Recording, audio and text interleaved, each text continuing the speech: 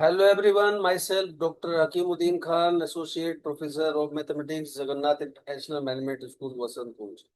स्वागत करता हूं आप सभी का अपने इस YouTube channel doctor Khan math studies में।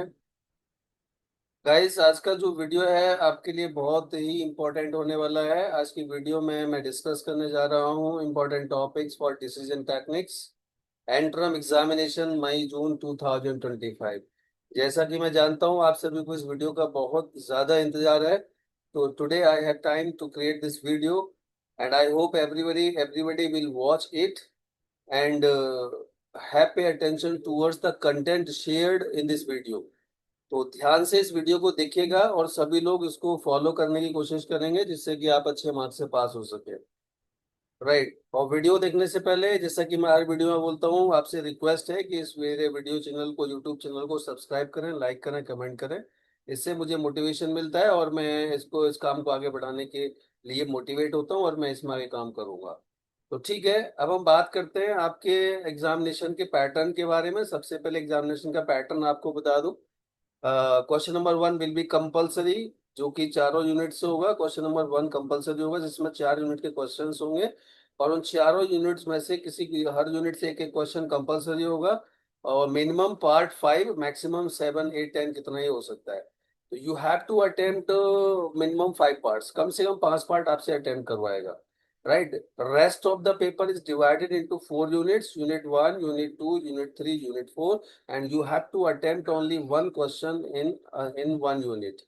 एक यूनिट से आपको एक क्वेश्चन अटेम्प्ट करना होगा। आई थिंक आपको समझ में आ गया होगा, आई होप कि आप समझ गए होंगे कि क्वेश्चन नंबर वन कंपलसरी होगा जिसमें 5 से 6 या 7 क्वेश्चन होंगे। उसमें से 4 या 5 क्वेश्चन आपको अटेम्प्ट करने के लिए बोलेगा। तो हर यूनिट से एक क्वेश्चन वहां पर होगा। ओके। उसके बाद rest of the paper will be divided into 4 units, unit 1, 2, 3 and 4। और हर यूनिट के 2 क्वेश्चन होंगे जिसमें से एक क्वेश्चन की आपको चॉइस मिलेगी। This is the pattern of the question paper. Okay. अब मैं बात करता हूँ कि इसकी प्रिपरेशन कैसे आपको करना है। सबसे पहले डिसीजन टेक्निक में आप यूनिट फोर्थ को प्रिपेयर कीजिएगा। यूनिट फोर्थ जो आपका होता है पेपर सिलेबस के अंदर, यूनिट फोर्थ में टॉपिक्स आते हैं असाइनमेंट प्रॉब्लम, ट्रांसपोर्टेशन प्रॉब्लम और travelling salesman problem. Travelling salesman problem को आप स्किप कीजिएगा, उसको पढ़ने की जरूरत आपको नहीं है। आपका फोकस होना चाहिए सबसे पहले असाइनमेंट प्रॉब्लम पर और उसके बाद ट्रांसपोर्टेशन प्रॉब्लम पर। अब सवाल ये उठता है कि भाई असाइनमेंट प्रॉब्लम पर हम क्या फोकस करें, क्या हमको पढ़ना है। देखिए, सबसे पहले मैं बात करता हूँ कि असाइनमेंट प्रॉब्लम पर थियोरेटिकल क्वेश्चंस क्या क्या बनते हैं। क्वेश्चन नंबर वन आपका बनता है write down the general structure of assignment problem. Question number one. Question number two आपका बनता है write down the steps of Hungarian method to solve the assignment problem. Question number three अपना आपका बनता है write the difference between balance and unbalanced assignment problem. Question number four आपका बनता है define the degeneracy in assignment problem. इन 4 theoretical questions के अलावा कोई भी थ्योरेटिकल क्वेश्चन असाइनमेंट प्रॉब्लम के टॉपिक पर नहीं बनता है। तो you have to find out the answer of these 4 questions on the topic of assignment problem.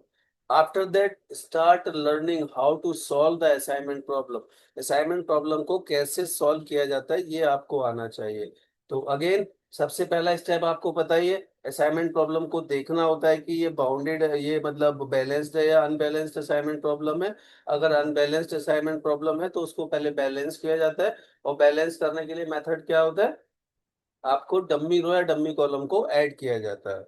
और उसके बाद आपको हंगेरियन मेथड को यूज करके असाइनमेंट प्रॉब्लम को सॉल्व किया जाता है। तो everybody have to prepare, have to learn how to solve assignment problem questions. It is mandatory. और आप एक क्वेश्चन क्वेश्चन यूनिट नंबर 4 से इजीली कर सकते हैं। आफ्टर दैट दूसरा टॉपिक आपका आता है ट्रांसपोर्टेशन प्रॉब्लम। ट्रांसपोर्टेशन प्रॉब्लम पे सबसे पहले बता दूं कि थ्योरेटिकल क्वेश्चंस क्या क्या बनता है। Number one, write down the general structure of transportation problem. Number two, what are the methods to solve transportation problem. Number three, what is the initial basic feasible solution of transportation problem, या define IBFS, या फिर define initial basic feasible solution. और फिर last में आपका बनता है what मतलब discuss the optimal solution of a transportation problem. these are the these are the theoretical questions related to the transportation problem. इसके बाद हम आते हैं कि how you solve numerically transportation problem. To solve numerically transportation problem you have three methods in your syllabus. Number देखिए, transportation problems का solution दो phase में किया जाता है। Phase number one to find out the initial basic feasible solution. Phase number two the optimal to find out the optimal solution.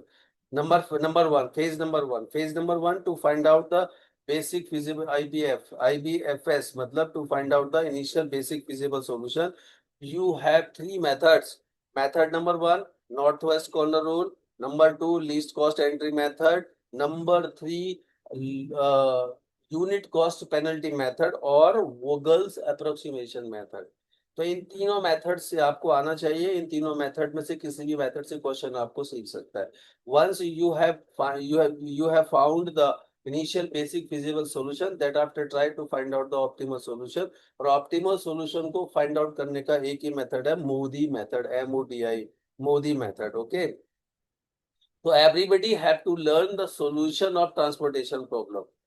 Okay, not only initial basic feasible solution, you have to also learn the to find out the optimal solution of a transportation problem।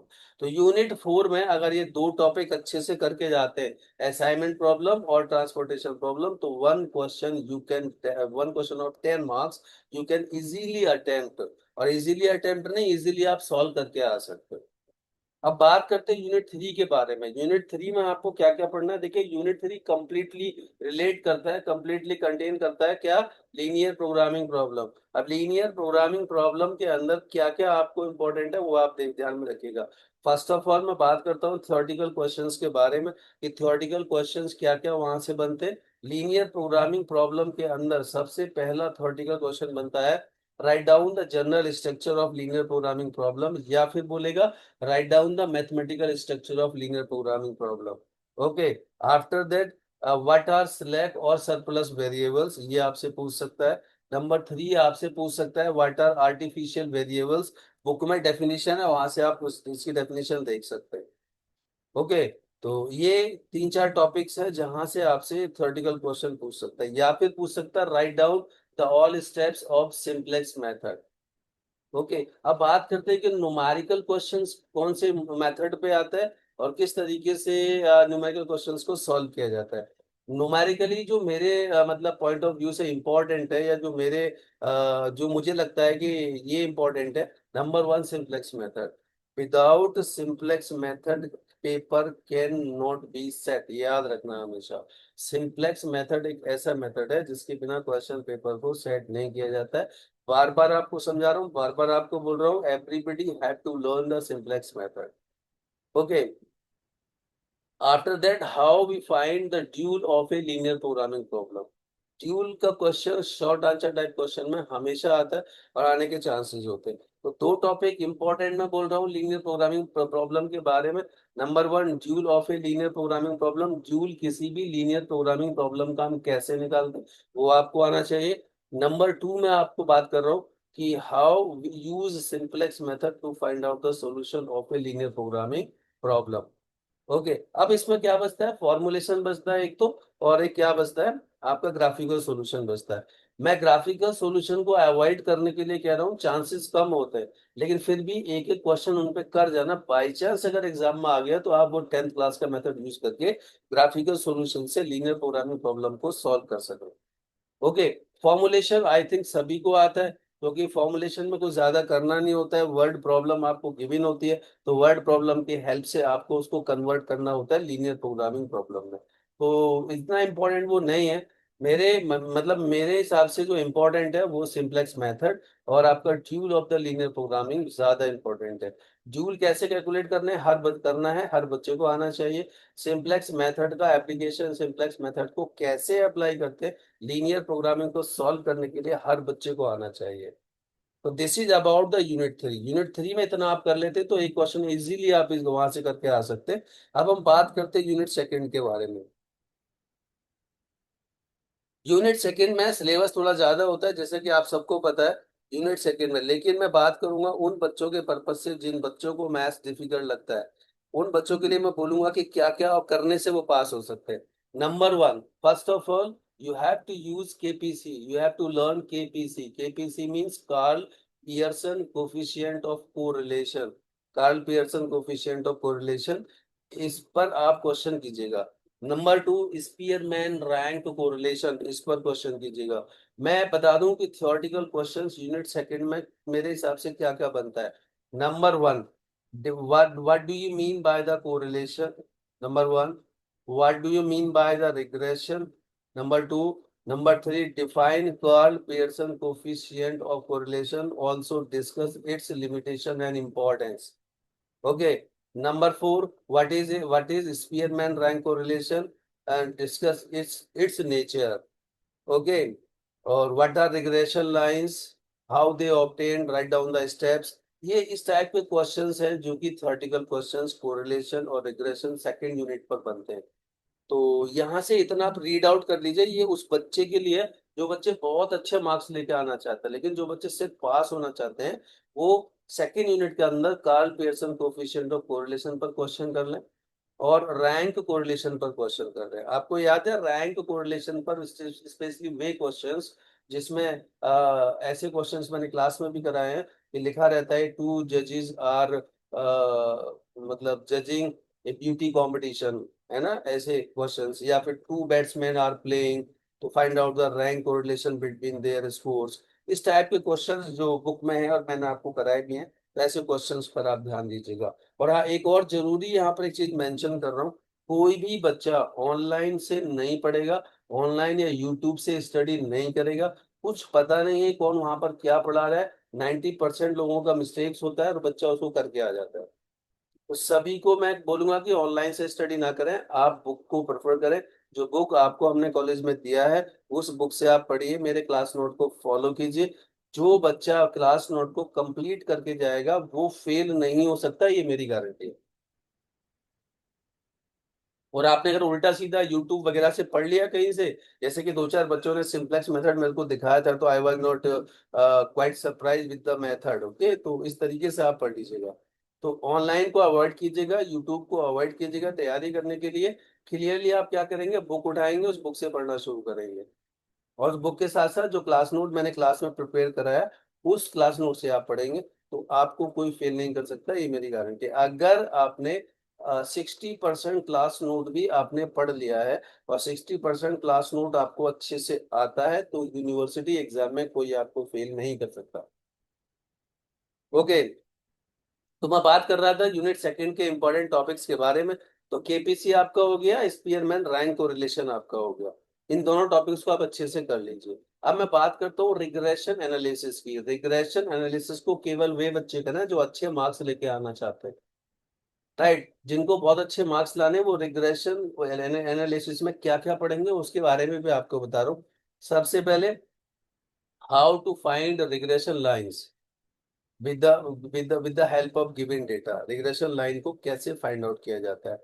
Number 2, regression coefficient को हम कैसे calculate करते हैं, how we calculate regression coefficient. Number 3, what is the relation between coefficient of correlation and coefficient of regression. I hope you remember the formula, r small r is equal to square root of b y x and b x y. इस फॉर्मूले पर अक्सर short answer type question दिया जाता है, तो इस फॉर्मूले को अवॉइड मत करना। इस फॉर्मूले के पर रिलेटेड क्वेश्चन को अवॉइड मत करना। ओके, तो रिग्रेशन कोफिशिएंट और कोरिलेशन कोफिशिएंट के बीच में जो रिलेशन होता है उस पर बेस्ड क्वेश्चन पेपर में आ जाता है। ओके, तो रिग्रेशन पे इतना आप कर लीजिए। ये उन बच्चों के लिए बता रहा हूँ जिनको बहुत अच्छे मार्क्स लाने, जिनको केवल पासिंग मार्क्स की प्रॉब्लम है, पासिंग मार्क्स तक पहुंच रहे हैं, वो केपीसी और स्पीयरमैन रैंक कोरिलेशन भी कर लेंगे तो भी वो उससे पास हो जाएंगे। ओके, तो this is about the second unit. अब मैं बात करता हूँ फर्स्ट यूनिट के बारे में। फर्स्ट यूनिट में मेरे नजर में जो सबसे ज्यादा इंपॉर्टेंट है वो है पार्टीशन वैल्यूज को फाइंड आउट करना। I hope you remember we have discussed in the classroom also what are the partition values, quartile, deciles, percentiles, etc. Right? Partition values को कैसे कैलकुलेट करते हैं, इंडिविजुअल सीरीज, डिस्क्रीट सीरीज और continuous series के लिए ये method आपको आना चाहिए। पार्टीशन वैल्यूज के साथ साथ क्वार्टाइल डेविएशन क्या होता है ये आपको पता होना चाहिए। कोफिशिएंट ऑफ क्वार्टाइल डेविएशन क्या होता है ये आपको पता होना चाहिए। मतलब पार्टीशन वैल्यू से रिलेटेड हर टॉपिक, हर चीज आपको पता होना चाहिए। तो एक क्वेश्चन यहाँ से आप कर सकते हो। पार्टीशन वैल्यूज के साथ साथ फिर आप आगे पढ़िएगा coefficient of variation, standard deviation. Standard deviation and coefficient of variation ये सब मैंने क्लास में कराया हुआ है। Right, relation between standard deviation and coefficient of variation ये भी इंपॉर्टेंट है। राइट, तो इन पर फोकस कीजिएगा। बाकी मीन, मॉड और मीडियन अगर आपको पढ़ना है तो उसमें आप क्या करेंगे, क्वेश्चंस ऑन मिसिंग फ्रीक्वेंसीज। आपने देखा होगा जब आप बुक जो आपके पास है उस बुक को आप देखेंगे तो आपने देखा होगा कि उसमें कुछ क्वेश्चंस ऐसे दिए जिसमें फ्रीक्वेंसीज मिसिंग होती हैं। तो उन मिसिंग फ्रीक्वेंसीज को कैलकुलेट करना होता है with the help of given data. तो मीडियन पर भी क्वेश्चन एक किताब के अंदर है, मीन पर भी क्वेश्चन किताब के अंदर है। तो मीन और मीडियन पर बेसिकली ऐसा क्वेश्चन आ जाता है। और मॉड पर भी कभी कभी आता है। मॉड फॉर इंडिविजुअल और मॉड फॉर डिस्क्रीट सीरीज छोड़ देना, मॉड फॉर कंटिन्यूअस सीरीज करना।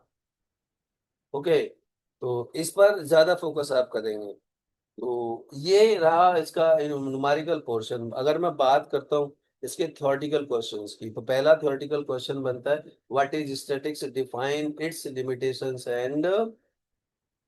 define its limitations and applications, number one. Number two, which average is better among mean, mode and median? Okay. Number three, define partition values, how they obtained. Number four. Number four, what do you mean by the smooth frequency curve? Smooth frequency curve, ओजाइब्स जिसको बोलते हैं, ओजाइब्स या ओगिब्स, what ever the pronunciation, OGIVES, ओजाइब्स या ओगिब्स। Okay, rather ये सब करने के से पहले जो बाकी ग्राफिकल प्रेजेंटेशन स्टार्टिंग में दिया गया, मेरा ऐसा मानना है कि ग्राफ को यूनिट एग्जाम मतलब यूनिवर्सिटी एग्जाम में हमेशा अवॉइड करते हैं हम लोग। क्यों अवॉइड करते हैं? क्योंकि यहाँ पर ग्राफ पेपर का डिस्ट्रीब्यूशन करना पड़ता है। तो ग्राफिकल प्रेजेंटेशन पर एक एक दो दो क्वेश्चन सिर्फ अटेम्प्ट कर लेना। इन केस अगर आया तो आप कर सकेंगे, वैसे चांसेस 0% है ग्राफिकल क्वेश्चंस पर, ग्राफिकल कॉन्सेप्ट पे क्वेश्चन आने के। तो ये सब आप कीजिएगा यूनिट फर्स्ट के अंदर। अब मीन, मॉड और मीडियन के अंदर जो सिंपल क्वेश्चंस है, find out the mean, mod and median. एक क्वेश्चन कभी कभी ऐसा एग्जाम में आपको देता है कि एक क्वेश्चन दे देगा, आपको बोलेगा, मतलब वो कंटिन्यूअस सीरीज पर क्वेश्चन होगा और आपको बोलेगा कि find out the mean, mod and median. तो सिंपल मीन, मॉड और मीडियन कैलकुलेट करने का, कंटिन्यूअस सीरीज पर कैसे कैलकुलेट करते हैं ये मेथड आपको पता होना चाहिए। और वहां से एक दो क्वेश्चन की प्रैक्टिस कर लेना, चांसेस कम है लेकिन फिर भी मैं आपको बता रहा हूँ, एक दो क्वेश्चन प्रैक्टिस कर लेना वहां से। तो इस टाइप से अगर आप परफेक्टली, इस टाइप से अगर आप हार्ड वर्क करेंगे, इस टाइप से अगर आप प्रिपरेशन करेंगे तो मोस्ट प्रोबेबली का आई एम श्योर, 100% श्योर कि आप बहुत अच्छे मार्क्स से पास हो सकते। लेकिन मीन, मॉडल, मीडियन पर आपका जो फोकस होना चाहिए कंबाइंड मीन पर जो क्वेश्चंस हैं, और कंबाइंड स्टैंडर्ड डेविएशन पर जो क्वेश्चंस हैं, और फिर करेक्टिंग और इनकरेक्टिंग वैल्यूज पर जो क्वेश्चंस हैं, मैंने कराया हुआ है क्लास में ये सब। तो उन पर फोकस ज्यादा करना rather than the focusing on the simple questions of mean, mod and median. ये आप ध्यान रखेंगे। तो मुझे ऐसा लगता है कि जो चीजें मैं आपसे डिस्कस करना चाह रहा था वो सारा मैंने डिस्कस कर दिया है। तो आप हार्ड वर्क कीजिए, मेहनत कीजिए, और हाँ, पेपर को देख के अगर थोड़ा बहुत पेपर आपके नजर में आपको लगता है कि डिफिकल्ट है, वैसे तो पेपर कभी डिफिकल्ट नहीं होता है, लेकिन अगर आप ऐसा फील करते हैं कि पेपर डिफिकल्ट है तो आपको क्या करना है, strategy we have discuss in the classroom. मैंने हमेशा बोला है कि पहले वे क्वेश्चंस को, उन क्वेश्चंस को अटेम्प्ट करना है जो आपको अच्छे से आते हैं। उनको अटेम्प्ट करने के बाद आपके पास टाइम है, आपको कॉपी को ब्लैंक छोड़ के नहीं आना है। उसके बाद जो क्वेश्चंस आपको नहीं आते ना, उन क्वेश्चंस को अटेम्प्ट करना है, उन पर ट्राई करना है। 3 घंटे का टाइम आपके पास होता है। इट विल बी बेटर कि आप कॉपी को ब्लैंक छोड़ के आए, उससे बहुत बेटर है। ये क्लास में मैं डिस्कस कर चुका हूँ आपके साथ। ओके, तो बस यही मुझे आपको इस वीडियो के थ्रू कहना था, इस वीडियो के थ्रू कहना था। सो मैं उम्मीद करता हूँ कि आप सबको ये वीडियो आप सबके लिए हेल्पफुल रहेगी। और आप इसको यूज करके अच्छे मार्क्स भी ला सकते हैं। इसको फिर इसमें जो बताया गया कंटेंट है उसको फॉलो करके आप बहुत अच्छे मार्क्स लेकर आ सकते हैं। ठीक है, आपका पेपर बहुत अच्छा जाए, आपका पेपर अच्छा हो और आप बहुत अच्छे से पास हो के आए। इसी उम्मीद के साथ मैं इस वीडियो को मतलब क्लोज कर रहा हूँ, बंद कर रहा हूँ। ठीक है, best of luck, good luck to all of you. Okay, work hard to get the maximum marks, to get the maximum percentage of marks in your paper. Okay, love you. Bye bye. Take care.